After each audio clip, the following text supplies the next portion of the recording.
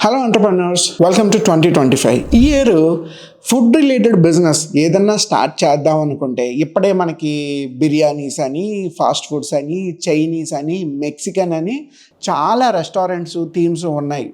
Train నుంచి supply చేసేవి, రోబోట్లతో supply చేసే రెస్టారెంట్స్ కూడా చాలామంది ఓపెన్ చేస్తున్నారు. బట్ ఈరోజు చూడండి, ఇంటర్నేషనల్ మార్కెట్లో ఈ Korean movies, Korean web series, Korean fans చాలా ఎక్కువ మంది పెరుగుతున్నారు. అందుకే ఇండియాలో చాలా చోట్ల ఈ Korean restaurants, Korean fashion stores కూడా ఓపెన్ చేస్తున్నారు.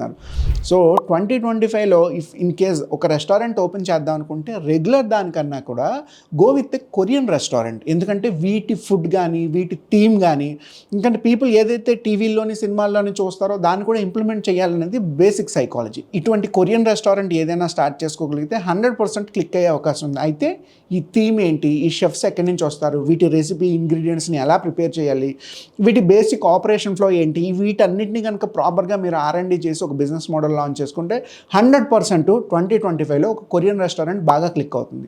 ఇటువంటి మరిన్ని స్టార్టప్ ఐడియాస్ కోసం మన ఛానల్ని సబ్స్క్రైబ్ చేసుకోండి.